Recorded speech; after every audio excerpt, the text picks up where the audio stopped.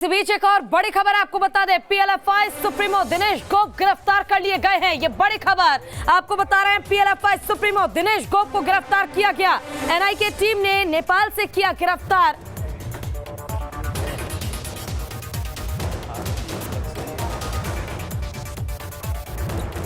$25 लाख का इनामी है दिनेश गोप। झारखंड के कई थानों में दिनेश पर केस दर्ज किया गया।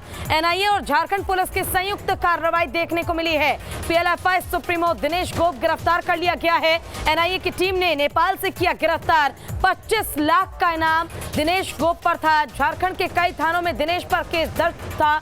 एनआईए और झारखंड पुलिस की संयुक्त कार्रवाई के बाद ये सफलता मिली है। तो झारखंड में आतंक का पर्याय माने जाने वाले People's Liberation Front of India यानी कि पीएलएफआई के सुप्रीमो दिनेश गोप को गिरफ्तार कर लिया गया है। दिनेश गोप पर झारखंड पुलिस ने 25 लाख रुपए का इनाम घोषित कर रखा था। एनआईए ने भी उस पर 5 लाख रुपए का इनाम रखा हुआ था।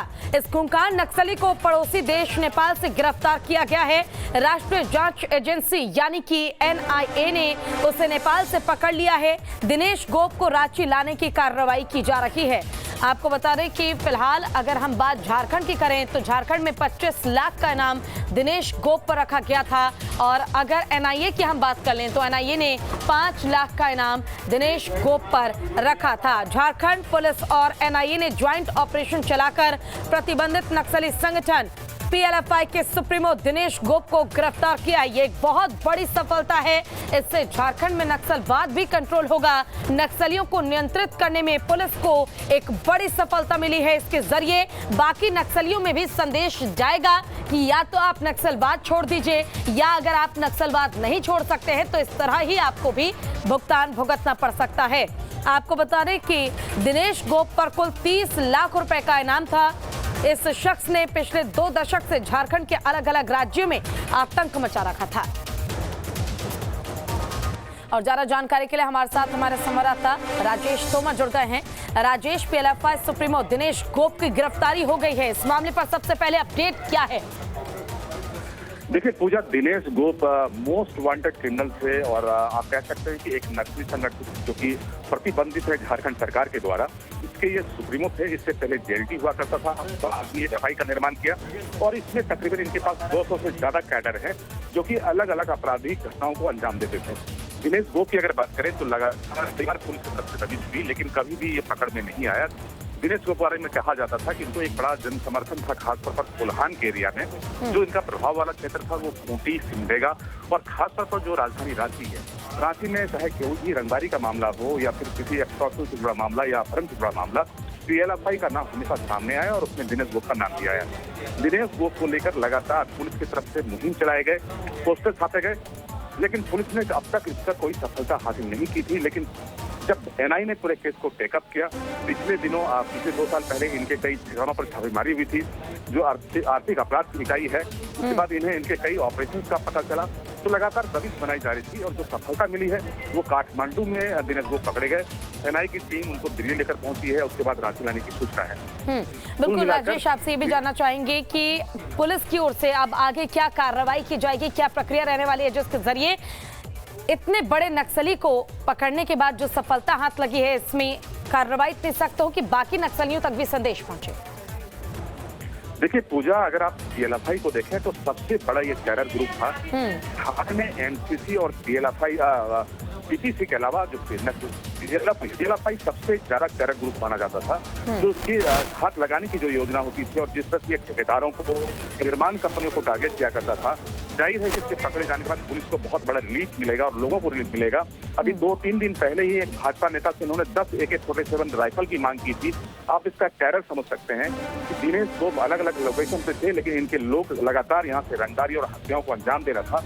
इसके पकड़े जाने के बाद पुलिस कह सकते हैं कि बहुत चैन वाली बात होगी, क्योंकि दिनेश गोप एक ऐसा नाम था जिसको लेकर पुलिस लगातार कोशिश कर रही थी, लेकिन पुलिस को कोई सफलता नहीं मिली थी। और 20 सालों के बाद आज दिनेश गोप पकड़ा गया है, तो जाहिर है कि पुलिस के लिए बहुत बड़ी सफलता है। पूजा, बिल्कुल, देखिए एक एंगल पॉलिटिकल भी है। ये कहा जा रहा है कि दिनेश गोप को पॉलिटिकली भी बहुत ज्यादा समर्थन मिल रहा था, पॉलिटिकली भी बहुत ज्यादा स्ट्रांग था दिनेश गोप। बिल्कुल पूजा, आपने बिल्कुल सही कहा। चूंकि दिनेश गोप के अगर पॉलिटिकल कनेक्शन नहीं होते तो जाहिर है कि इनको बहुत पहले पकड़ा जा चुका होता ये दिनेश गोप। लेकिन इसके पकड़े जाने की कई बार सूचनाएं आई, लेकिन दिनेश गोप हमेशा भागता रहा। कहीं न कहीं सूचनाएं लीक होती थी। अब वो किसके इशारे पे होती थी वो भी अनुमान का विषय है। जहाँ तक दिनेश गोप की अगर पॉलिटिकल कनेक्शन और राइवलरी की बात करें तो आज से करीब 5-6 साल पहले तिलेश्वर गोप, जो कि कोल्हान का एक बहुत ही बड़ा नेता था, कद्दावर नेता था, उसकी हत्या से चुनौती दी। उसने पुलिस को चुनौती दे रखा था और अंततः तिलेश्वर गोप की उसने हत्या कर दी। आप समझ सकते हैं कि इसका किस तरह का टेरर नेटवर्क था जिसने पुलिस को चुनौती देते हुए तिलेश्वर गोप की हत्या कर दी थी। अब ऐसे में आप दिनेश गोप के जो पॉलिटिकल कनेक्शन है ये अनुसंधान के बाद साफ होगा, लेकिन इससे इनकार नहीं कर सकते कि इनको पॉलिटिकल संरक्षण साफ था, जिसकी वजह से 20 साल से अब तक फरार चल रहे थे। बिल्कुल राजेश, देखिए अगर हम बात करें तो संयुक्त कार्रवाई एनआईए ने और झारखंड प्रशासन ने की, लेकिन अब तक इतना समय लग गया झारखंड पुलिस को, प्रशासन को दिनेश गोप को गिरफ्तार करने में, और एनआईए ने तुरंत कार्रवाई की, तुरंत गिरफ्तार कर लिया है। एक और भी बात है कि जब से नए डीजीपी आए हैं अजय सिंह, उनके बाद लगातार नक्सलियों पर कार्रवाई हुई है। कुछ इनकाउंटर्स हुए जिसमें कुछ नक्सली मारे गए हैं, टॉप के कई एमसीसी कमांडर्स मारे गए हैं, लगातार सघन छापेमारी चली है। इसके अलावा कई मुठभेड़ हुए हैं जो कि साहिवाल रीजन में या लातेहार के रीजन में हुआ, और आज जिस तरह से पीएलएफआई का कमांडर पकड़ा गया है तो जाहिर है कि सरकार ने अपनी मसलाहत कर दी, और यही कारण है कि ये एनआई के सहयोग से पकड़ा गया। एनआई जो कि लगातार इस पर काम कर रही थी, और एनआई की तरफ से जो दबिश थी, एनआई और झारखंड पुलिस की कंबाइंड टीम ने इसको अरेस्ट किया है, तो जाहिर है कि बहुत बड़ी सफलता झारखंड पुलिस को भी इसका क्रेडिट जाता है। लेकिन इसके पकड़े जाने के बाद ये साफ हो पाएगा कि इसने कितने आपराधिक घटनाओं को अंजाम दिया। बिल्कुल राजेश, देखिए इसके जरिए अब झारखंड में नक्सलवाद पर बहुत बड़ा कंट्रोल जो है वो लग पाएगा। आपका बहुत बहुत शुक्रिया इस तमाम जानकारी के लिए।